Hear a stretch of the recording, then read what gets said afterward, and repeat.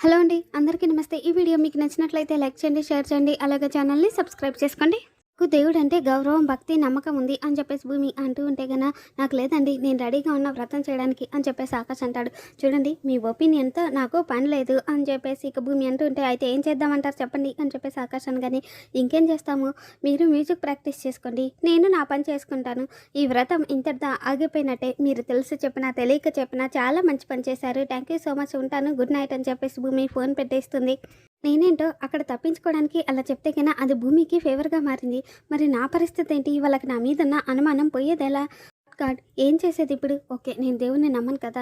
Sorry mister Gagan, నేను నీకు help చేద్దామని వచ్చి ఇప్పుడు నేనే హెల్ప్‌లెస్‌గా పడిపోయి ఉన్నా అని చెప్పేసి ఆకాష్ తన మ్యూజిక్ ప్రాక్టీస్ చేసుకుంటూ ఉంటాడు. తర్వాత రోజు ఉదయాన్నే ఇక శారద భూమికి ఫోన్ చేసి, అమ్మ భూమి, నేను అత్తయ్యని మాట్లాడుతున్నా అని చెప్పాను కానీ, సారీ అత్తయ్య, వ్రతం ఇలా అయిపోతుందని నేను అనుకోలేదు అని చెప్పేసి ఇక భూమి, రాత్రి బావ వచ్చి వ్రతంలో మాతో పాటు మామయ్య కూడా ఉండాలి అని చెప్పేసరికి మా నాన్న అది జరగదు, నేను ఒప్పుకోనని వెళ్ళిపోయాడు. అదే జరిగింటే ఎంత బాగుంటుందో. పాపం, మీరు నా కోసం వ్రతం జరిపించాలని ఎన్ని కలలు కన్నారో, ఎంత బాగా ఏర్పాట్లు చేసుకున్నారో నాకు బాగా తెలుసు. కానీ ఏం చేస్తాం అత్తయ్య, కొన్ని రాసి పెట్టలేకపోతే కన్నా మనం ఏం చేయలేం కదా అత్తయ్య. ఇంకెప్పుడైనా మంచి రోజు చూసి చేద్దాంలే, సరేనా అని చెప్పేసి భూమి అంటుంది. ఏం మాట్లాడుతున్నావు భూమి, ఏమైంది నీకు? వ్రతం అయిపోయిందని నీకెవరు చెప్పారు అని చెప్పేసి శారద అంటూ ఉంటే అది కాదు అత్తయ్య, మామయ్య లేకుండా వ్రతం ఎలా చేస్తాం, బావ ఫీల్ అవుతాడు కదా అని చెప్పేసి భూమి అంటుంది. మేమంతా కూడా గుళ్ళోనే ఉన్నామమ్మా అని చెప్పి శారద చెప్పగానే, అత్తయ్య మీరు గుళ్ళో ఉంటే సరిపోతుందా, మామయ్య కూడా ఉండాలి కదా అని చెప్పి భూమి అనగానే, మీ మామయ్య కూడా నా పక్కనే ఉన్నాడు కదమ్మా, ఇదిగో మీ మామయ్యతో మాట్లాడమ్మా అని చెప్పేసి శారద అనగానే, మామయ్య ఏంటి మీరెందుకు అక్కడికి వెళ్ళారు, నాన్నకు తెలిస్తే గొడవలు అయిపోతాయి, మీరు వెంటనే ఇంటికి వచ్చేయండి మామయ్య అని చెప్పేసి భూమి అంటూ ఉంటే ఏంటమ్మా ఎందుకు గొడవలు అవుతాయి, మీ నాన్న నేను వ్రతం చేయడానికి ఒప్పుకోవడం అయిపోయింది, నేను గుడికి రావడం అయిపోయింది, వ్రతం కోసం కావాల్సిన ఏర్పాట్లని చకచక చేయడం కూడా అయిపోయింది, ఇంకా నువ్వు రావడమే ఆలస్యం అని చెప్పేసి ఇక కేపీ చెప్పగానే, మామయ్య నిజంగానే నాన్న ఒప్పుకున్నాడా అని చెప్పేసి భూమి అంటుంది. అవునమ్మా ఒప్పుకున్నాడు అని చెప్పేసి శారద చెప్పగానే, అలా ఎలా ఒప్పుకుంటాడు, రూల్ ప్రకారం నాన్న ఒప్పుకోడు కదా, మామయ్య మీ పక్కన కూర్చొని వ్రతం చేస్తే మీరు అత్తయ్య బాధపడుతుంది కదా, అందుకైనా నాన్న ఒప్పుకోడు కదా అని చెప్పేసి భూమి అడుగుతూ ఉంటే ఏమోనమ్మా, మీ నాన్నకి ఏమైందో తెలీదు, మీ నాన్న ఒప్పుకున్నాడు, మేమంతా గుడికి వచ్చాము, గగన్ కూడా ఇక్కడే ఉన్నాడమ్మా, నువ్వు త్వరగా వచ్చేస్తాయి అని చెప్పేసి శారద ఫోన్ పెట్టేస్తుంది. తర్వాతేమో, ఏంటిది అసలు నాన్న ఈ వ్రతానికి ఎలా ఒప్పుకున్నాడు అని చెప్పేసి భూమి ఆలోచిస్తూ ఉంటే ఇక అప్పుడే శరత్చంద్ర భూమి దగ్గరికి వచ్చి, ఏంటమ్మా భూమి నువ్వు ఇంకా బయలుదేరలేదా, ఇప్పుడే లేచావా అని చెప్పేసి ఇక శరత్చంద్ర, ఓకే తొందరగా రెడీ అవ్వు అని చెప్పేసి అక్కడ నుండి వెళ్ళిపోతూ ఉంటే నాన్న, అది మామయ్య అత్తయ్యతో కలిసి వ్రతంలో కూర్చోవడానికి మీరు ఒప్పుకున్నారా నాన్న అని చెప్పేసి భూమి అడగగానే, ఒప్పుకున్నానమ్మా, నువ్వు వాడితో కలిసి వ్రతం చేయడానికి నాకు ఇష్టం లేదు, అయినా కూడా ఒప్పుకున్నాను కదా, ఇది కూడా అలానే ఒప్పుకున్నానమ్మా, వాళ్ళు బలవంతంగా రిక్వెస్ట్ చేశారు, అందుకే అసలు ఈ వ్రతం జరగాలని నీకు ఉందా లేదా, ఈ టైం వరకు ఇంకా పడుకునే ఉన్నావేంటి అని చెప్పి శరత్చంద్ర అడగగానే, మత్తగా నిద్ర పట్టేసింది నాన్న అని చెప్పేసి భూమి అంటుంది. సరే అయితే త్వరగా రెడీ అయ్యారా, వాళ్ళు ఆల్రెడీ గుడి దగ్గరికి వచ్చేసారంట అని చెప్పేసి ఇక శరత్చంద్ర అక్కడ నుండి వెళ్ళిపోతాడు. నాన్న ఎలా ఒప్పుకున్నాడు, ఇప్పుడు ఏం చేయాలి అని చెప్పేసి భూమి టెన్షన్ పడిపోతూ ఉంటుంది. తర్వాత ఏమో, చూడు సూర్య, చాలా కష్టపడి ఆ కేపీ శారద పక్కన కూర్చొని వ్రతం చేయడానికి బావని ఒప్పించాను, అసలు బావ ఒప్పుకుంటాడని అనుకోలేదు, ఇది ఒక రకంగా మనకి జాక్పాట్ లాంటిది, ఇదంతా ఎందుకు చేస్తున్నామో నీకు గుర్తుందిగా అని చెప్పేసి అపూర్వ సూర్యతో చెప్తూ ఉంటే గుర్తుంది మేడం, ఎట్టి పరిస్థితుల్లోనూ భూమి గగన్తో కలిసి వ్రతంలో కూర్చోవాలి, లేదా కూర్చోకుండా నిరాకరిస్తే వాడు గగన్ కాదు ఆకాష్ అని అందరికీ అక్కడే అర్థమైపోతుంది మేడం, ఆ ఒక్క క్షణం కోసమే నేను ఎదురు చూస్తున్నాను, నిజం బయటపడగానే ఆకాష్ గారిని అరెస్ట్ చేస్తాను అని చెప్పేసి సూర్య అంటాడు. గుడ్, ఈ సత్యనారాయణ స్వామి వ్రతం కుటుంబానికి ఎంత మేలు చేస్తుందో నాకు తెలియదు, కానీ వాడు నిజంగా గగన లేక ఆకాశాన్ని ఖచ్చితంగా బయటపడుతుంది అని చెప్పేసి అపూర్వ అంటుంది. అంటే ఇదంతా ఆకాష్ గారిని పట్టుకోవడానికి చేసిన ప్లానా, నాన్నని కూడా అందుకే ఈ ఉచ్చులో ఇరికించారా, ఒకవేళ నేను ఇప్పుడు వ్రతంలో ఆయన పక్కన కూర్చోకపోతే అందరూ ఆయన ఆకాష్ అని చెప్పేసి నమ్మి ఆయన అరెస్ట్ చేస్తారు, అలా జరగకూడదు అని చెప్పేసి భూమి ఈ మాటలన్నీ విని తన మనసులో అనుకుంటూ టెన్షన్ పడిపోతూ ఉంటుంది.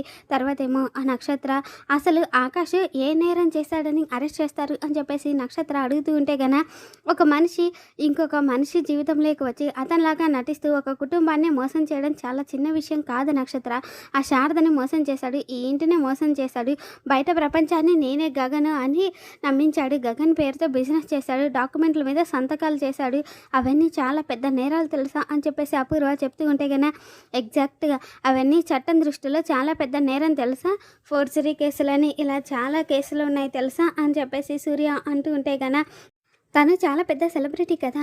తనని కూడా అరెస్ట్ చేస్తారా? అని చెప్పేసి నక్షత్ర అడుగుతుంది. చట్టం దృష్టిలో సెలబ్రిటీలు, సామాన్యులు అందరూ ఒకటే.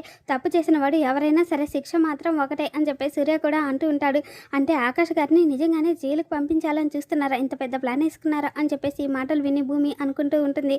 సరే అయితే ఒకవేళ భూమికి ముందే ప్లాన్ అర్థమైపోయి తర్వాత ఆకాష్‌ని కాపాడాలి అని చెప్పేసి ఆకాష్‌తో కలిసి వ్రతంలో కూర్చుంటే అప్పుడేం చేస్తారు? అని చెప్పి నక్షత్ర అడుగుతూ ఉంటే కన్నా ఇంకా అప్పుడేం చేయలేం. అందరూ వాడే గగన్ అని నమ్మేస్తారు. ఇక ఈ కేసు అంతటితో ముగిసిపోతుంది. పాపం సూర్యని భూమిని పెళ్లి చేసుకోవాలని ఎన్నో కలలు కన్నాడు కదా! ఆ కలలన్నీ కూడా కలలుగానే మిగిలిపోతాయి. భూమిని పెళ్లి చేసుకోవడానికి తనకున్న ఒకే ఒక్క అవకాశం పోయినట్టే అని చెప్పేసి అపూర్వ అంటుంది. ఈ మాటలు విని ఏంటి సూర్య నన్ను పెళ్లి చేసుకోవాలనుకుంటున్నాడా? అని చెప్పేసి భూమి అనుకుంటూ ఉంటుంది. నో మేడం, ఎట్టి పరిస్థితుల్లోనూ అలాంటి పరిస్థితి రానివ్వను. ఎందుకంటే వాడు 100% ఆకాశే. నాకు ఆ విషయం మీద ఎలాంటి సందేహం లేదు. ఖచ్చితంగా వాడు ఆకాశే అని నిరూపిస్తాను. వాడిని నా చేతులతోనే అరెస్ట్ చేసి జైల్లో పెడతాను. ఆ తర్వాత ఎలాగైనా శరత్చంద్ర సార్ మనసు గెలుస్తాను. ఆయన్ని ఇంప్రెస్ చేస్తాను. అప్పుడు భూమిని పెళ్లి చేసుకుంటాను. ఈ విషయంలో నేను చాలా క్లారిటీగా ఉన్నాను అని చెప్పేసి ఇక సూర్య అపూర్వతో చెప్తూ ఉంటాడు. ఈ మాటలు విని అంటే నన్ను పెళ్లి చేసుకోవడానికే ఆ రోజు గగన్ బావని షూట్ చేశాడా? ఇప్పటికీ అదే ఆలోచనలతో ఉన్నాడా? ఆకాష్ గారిని అరెస్ట్ చేసి నాన్న నొప్పించి నన్ను పెళ్లి చేసుకోవాలి అని చూస్తున్నాడా? వీడి మనసులో ఇన్ని కుట్రలున్నాయా?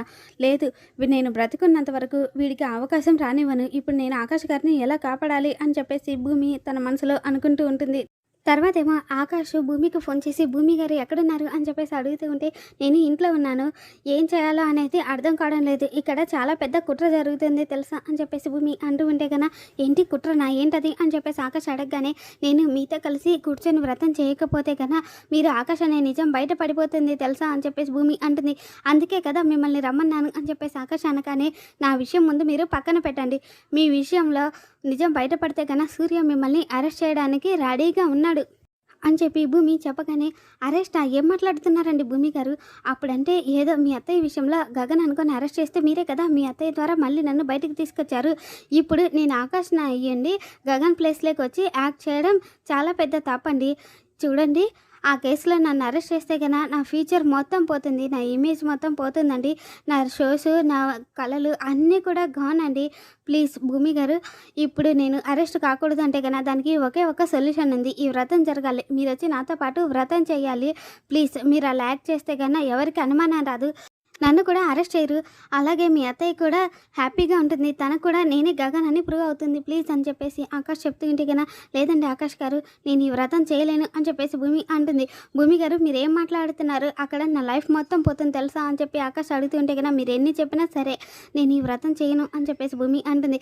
ఏంటండి ఏం మాట్లాడుతున్నారు? మీరు మరీ మూర్ఖంగా ఆలోచిస్తున్నారు. మీకు మరీ ఇంత స్వార్థం ఏంటండి? మీ స్వార్థం కోసం నా లైఫ్ని స్పాయిల్ చేయాలి అని చూస్తున్నారేంటండి?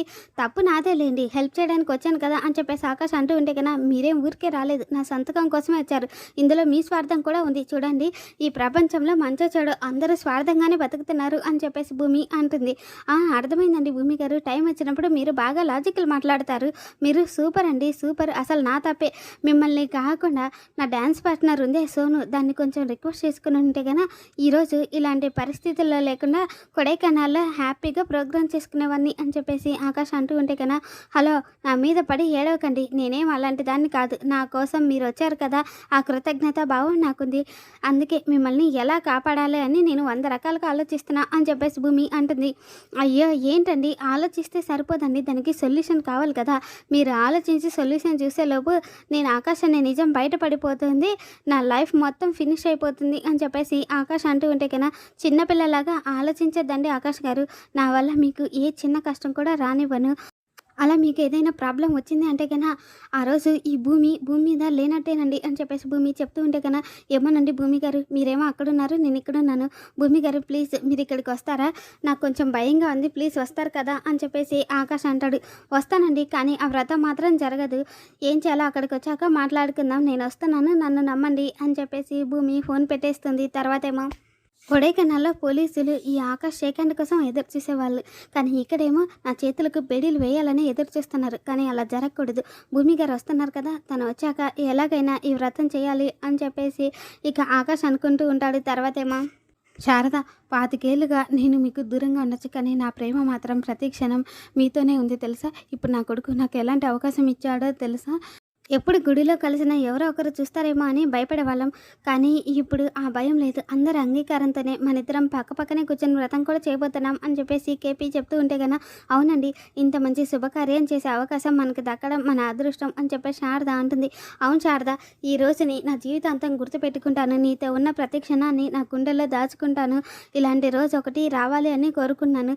కానీ ఆ రోజు రానే వచ్చింది. గగన్ భూమిలు ఎంత సంతోషంగా ఉన్నారో నాకు తెలియదు, కానీ నాకైతే ఆకాశంలో తేలుతున్నట్టుంది అని చెప్పేసి కేపీ సంతోషపడిపోతూ ఉంటాడు. ఏంటండి, మీరు నాతో ఉండడం కోసం పడే ఆరాటం చూస్తూ ఉంటే కన్నా సంతోషపడాలో, జీవితాంతం ఈ సంతోషం ఉండదు అని చెప్పి బాధపడాలో నాకు అర్థం కావడం లేదు అని చెప్పేసి శారద తన మనసులో అనుకుంటూ ఉంటుంది. ఏంటి శారద, ఏం ఆలోచిస్తున్నావు అని చెప్పి కేపీ అడగగానే, దీని అంతటికీ కారణం భూమి అండి. మన భూమికి మనం రుణపడి ఉండాలి. భూమి లేకపోతే ఇవేవి జరిగేవి కాదు. భూమి మన ఇంటికి వచ్చిన దేవత. మనం ఎంత చేసినా సరే తన రుణం తీర్చుకోలేము అని చెప్పేసి శారద ఎమోషనల్గా చెప్తూ ఉంటుంది. ఇంకా అప్పుడే పంతులు గారు రాగానే, పంతులు గారు, వ్రతానికి కావాల్సిన సామాన్లన్నీ వచ్చాయా అని చెప్పేసి కేపీ అడగగానే అన్నీ వచ్చాయి. పంచామృతానికి కావాల్సినవన్నీ తీసి ఒక చోటు నుంచి త్వరగా అమ్మాయిని అబ్బాయిని తీసుకురండి అని చెప్పేసి పంతులు గారు చెప్పగానే అలాగే అని చెప్పేసి శారద కేపీ ఇద్దరు అక్కడ నుండి వెళ్ళిపోతారు. తర్వాత ఏమో ఇక భూమి అలా మెట్లు దిగి కిందకు వస్తూ ఉంటే కన్నా, నువ్వు నా జీవితంలోకి వస్తే కన్నా ఈ జాబ్ కూడా వదిలేసి జీవితాంతం నీకు సేవ చేసుకుంటూ ఉంటాను అని చెప్పేసి ఇక భూమిని చూసి సూర్య తన మనసులో అనుకుంటూ ఉంటాడు. కిందకి రాగానే నక్షత్ర కూడా, భూమి, నువ్వు గార్జెస్లా ఉన్నావు తెలుసా? ఏంటి అలా చూస్తున్నావు? ఒక అమ్మాయిని ఇంకొక అమ్మాయిని పొగుడుతుంది అంటే కన్నా నువ్వు ఎంత అందంగా ఉన్నావని అర్థం చేసుకోవాలి కదా అని చెప్పేసి నక్షత్ర అంటూ ఉంటుంది. ఈ అందం వెనుక ఆవేదన, మీ పొగడ్తల వెనుక ఆలోచనలు, కుట్రలు అన్నీ నాకు తెలుసు అని చెప్పేసి భూమి తన మనసులో అనుకుంటూ ఉంటుంది. గుడిలో ఏం జరుగుతుందో తెలియక వ్రతానికి కుందన బొమ్మలాగా ముస్తాబైంది పాపం. అక్కడికి వెళ్తే కదా తెలిసేది దీని అసలు రంగు అని చెప్పేసి అపూర్వ తన మనసులో అనుకుంటూ ఉంటుంది. భూమి, మీ వ్రతానికి టైం అయింది కదా, బయలుదేరు అని చెప్పేసి శరత్చంద్ర అంటాడు. ఇంకా ఆలస్యం చేయొద్దు, బయలుదేరదాం పదండి అని చెప్పేసి సూర్య కూడా అంటూ ఉంటాడు. ఇక అప్పుడే చెర్రి వచ్చి, భూమి, శారీ చాలా బాగుంది, అందరు ఇక్కడే ఉన్నారు కదా, ఇంకా మనం ఆలస్యం చేస్తే ముహూర్తం దాటిపోతుంది, పదండి వెళ్దాం అని చెప్పేసి చెర్రి అంటూ ఉంటే కన్నా, అవును అందరూ ఉన్నారు, మరి మీరా అత్తయ్య ఎక్కడ అని చెప్పేసి భూమి అడగగానే, అంటే గగన్ వచ్చి వ్రతంలో మీ అత్తయ్యతో పాటు కేపీ కూడా కూర్చోవాలి అని చెప్పాడు కదా, అది చెప్తే మీరా ఒప్పుకోదు కదా, అందుకే ఒక చిన్న పని మీద మీరాని బయటికి పంపించాను, వ్రతం అయ్యే వరకు రాదు అని చెప్పి అపూర్వ చెప్పగానే, అవును భూమి, అమ్మకి తెలిస్తే కన్నా ఈ వ్రతం జరగడానికి ఒప్పుకోదు, అనవసరంగా గొడవ అవుతుంది, మనకి వ్రతం ప్రశాంతంగా జరగడం ముఖ్యం కదా, అందుకే అమ్మని ఎందుకు బాధ పెట్టాలి అని చెప్పి చెర్రి అంటూ ఉంటాడు. టైం అయింది, బయలుదేరుతామా అని చెప్పి సూర్య కూడా అంటూ ఉంటే కన్నా, సరే మీరందరూ వెళ్ళండి అని చెప్పి శరత్చంద్ర అంటాడు. బావా, మీరు రాకపోవడం ఏంటి, మీరు కూడా రండి బావా, మీరు వస్తే బాగుంటుంది కదా అని చెప్పి అపూర్వ అంటూ ఉంటే కన్నా, గగన్ నా కూతురుతో కలిసి వ్రతం చేయడమే నాకు ఇష్టం లేదు, అలాంటిది ఇలాంటి పరిస్థితుల్లో ఆ కేపీ కూడా వెళ్ళి శారద పక్కన కూర్చొని వ్రతం చేస్తూ ఉంటే నేను చూస్తూ ఉండాలా, అది నా వల్ల కాదు అని చెప్పేసి ఇక శరత్చంద్ర అంటూ ఉంటాడు. మరి రేపటి ఎపిసోడ్లో భూమి ఎలా వ్రతం ఆపుతుంది అనేది తెలుసుకుందాం. ఈ వీడియో మీకు నచ్చితే లైక్ చేయండి, షేర్ చేయండి. Thanks for watching.